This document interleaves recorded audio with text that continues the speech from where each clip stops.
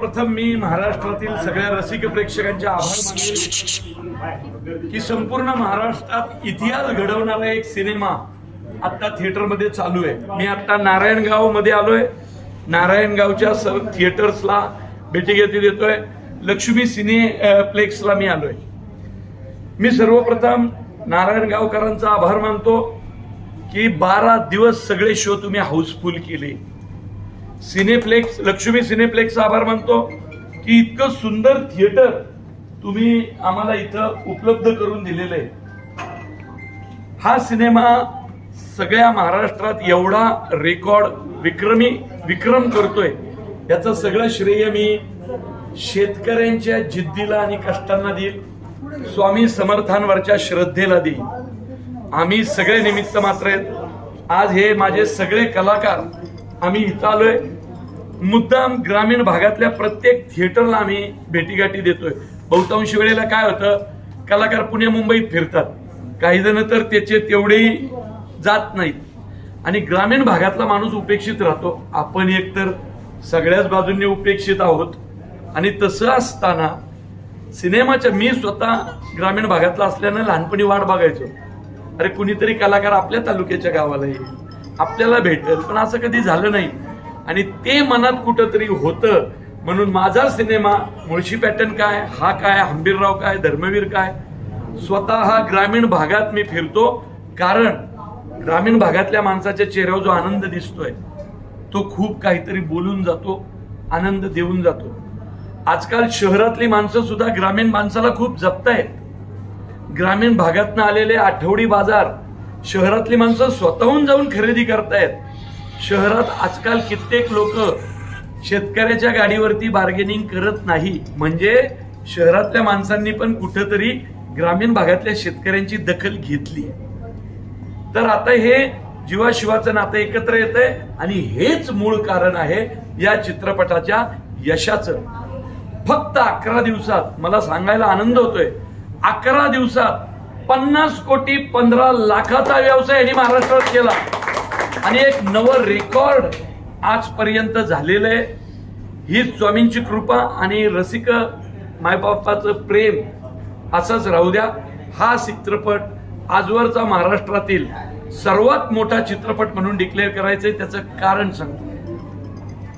पैशा पाण्याच्या पलीकडे हा सिनेमा आमचे निर्माते कैलास वाणी साहेब आणि त्यांचा वाणी परिवार यांनी काय ठरवलंय माहितीये, देऊळबंद चित्रपटातून त्यांचं जे काही निर्मिती मूल्य, पब्लिसिटी, अजून काय वरचा खर्च, तो सगळा जाऊन जो पैसा उभा राहणार आहे, आम्ही आत्महत्याग्रस्त शेतकऱ्यांच्या मुलींची जी शिक्षण थांबली आजवर, त्याच्यासाठी सगळा पैसा देऊन टाकतो. त्यामुळं 5 पैशाचा मोह नाही. कदाचित त्याच्यामुळं स्वामी समर्थ भरभरून या सिनेमाला देतायत. त्यामुळं ग्रामीण भागातला माणूस इथं येऊन जे तिकीट काढतोय त्याच्यातनं जो निर्मात्याचा नफा असणार आहे, तो नफा म्हणजे शेतकऱ्याचेच पैसे, प्रेक्षकांचेच पैसे एका चांगल्या कामासाठी जाणार आहेत. सरकार काहीतरी करतंय, प्रशासन काहीतरी करतंय, त्याच्यातच आमच्यासारख्या एका कलाकारांचा छोटासा हातभार कैलासवाणी लावतायत, याचा आनंद होतोय. त्यामुळं हा सिनेमा प्रवीण तरडेचा, देवेंद्र गायकवाडचा, पिट्याभाईचा, जगन्नाथ निवंगुनेचा, अतुल कुडलेचा नाही, कैलासवाणींचा नाही. हा सिनेमा तुमचा समजून पब्लिसिटी करा. कारण इथं कुणी पैशा पाण्याच्या मोहानी करत नाहीये. दिवस रात्र कुठला कलाकार येत नाही हो. ही लोक हातचे काम धंदे सोडून फिरतायत. देवेंद्र गायकवाड आज त्याच्या लग्नाचा वाढदिवस आहे. लक्षात घ्या, तुम्ही समजून घ्या. सगळ्यांना बायका आहेत, किती टेन्शन असतं, पण त्यांनी बायकोला सांगितलं नाही, आज नारायणगाव, मंचर, चाकणचा दौरा आहे, ग्रामीण भागातल्या लोकांना भेटायचंय, अॅनिव्हर्सरी पुढच्या वर्षी अजून जोरात करू, त्याच्यासाठी टाळ्या वाजल्या पाहिजे. दर दिवशी 3 शेतकरी आत्महत्या करतात, अशी परिस्थिती महाराष्ट्रात असताना यापुढे तुम्ही त्यांना काय मार्गदर्शन करू शकाल? मी काय मार्गदर्शन करायचंय, जे करायचंय माझ्या सिनेमानी केलं की. माझा सिनेमा जो बघेल त्या शेतकऱ्याच्या मनात आत्महत्येचा विचार येणार नाही, हे मी खात्रीला एक सांगतो. त्यामुळे माझ्याकडनं एवढंच शक्य ना. आता मी एक कलाकार माणूस, मी काय करू शकतो? एंटरटेनमेंट आणि श्रद्धा नेमका गाभा काय पिक्चर काय सांगाल? श्रद्धा निव्वळ मनोरंजनासाठी मी सिनेमे करत नाही. मुळशी पॅटर्न नुसतं मनोरंजनाचा सिनेमा आहे? इथं किती शेतकरी आहेत तुम्हाला वाटतं? बरोबर की नाही? शेती इकायची नसते, शेती राखायची असते.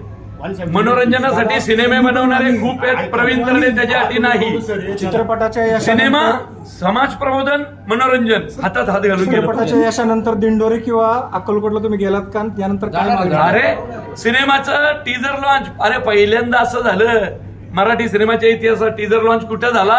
अक्कलकोटच्या मंदिरात वटवृक्षाखाली.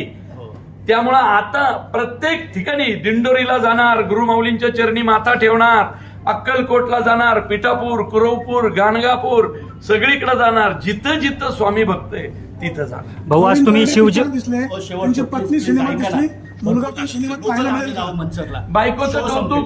बायकोचं कौतुक नवऱ्यानं करणं चांगलं नाही. ज्यांनी सिनेमा पाहून येतील ना त्या प्रेक्षकाला विचारा स्नेहल तरडेचं काम कसं वाटलं, ते 100% सांगतील.